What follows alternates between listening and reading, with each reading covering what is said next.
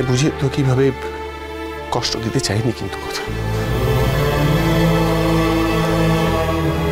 আমি জানতাম তুই এইভাবে রিয়্যাক্ট করবি। আমি আবারও বলছি, আমি ওনাকে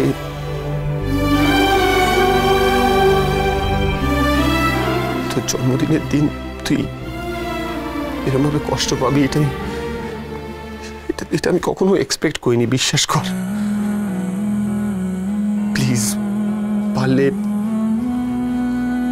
আমাকে ক্ষমা করে দিস। I'm really sorry.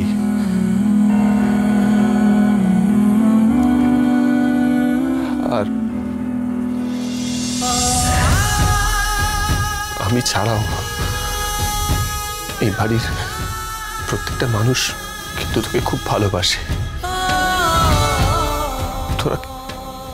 তারা সবসময় চায় যে তোকে হাসি খুশি দেখতে, বিশেষ করে তোর জন্মদিনের দিন।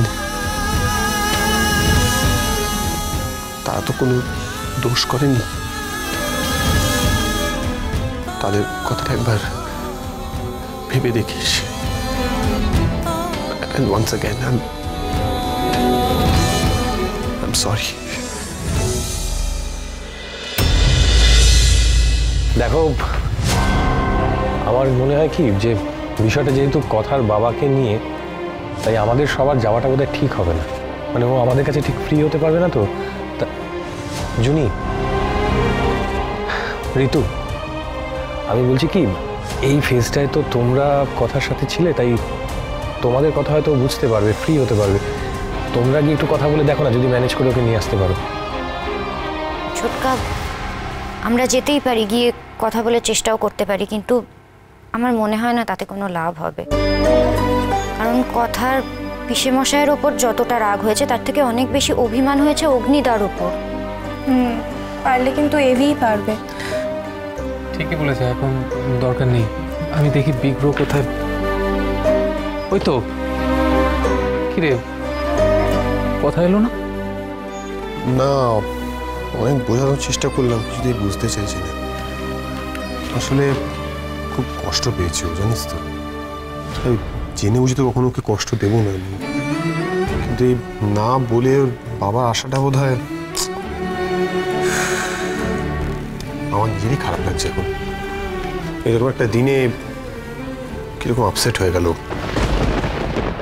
আচ্ছা শোন না, দেখ, আমরা তোকেও চিনি, কথাকেও চিনি, তোরা একে অপরকে কোনোদিন হার্ট করতে পারবি না।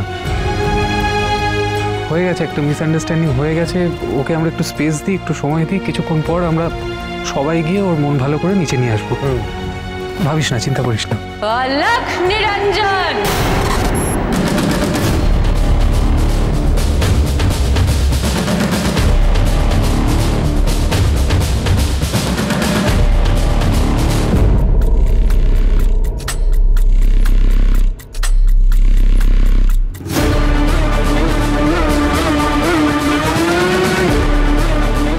অলখ নিরঞ্জন।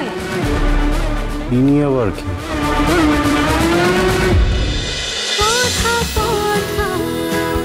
কথা সোম থেকে রবি প্রতিদিন সন্ধ্যে ৭টায় স্টার জলসায় ও জিও হটস্টারে।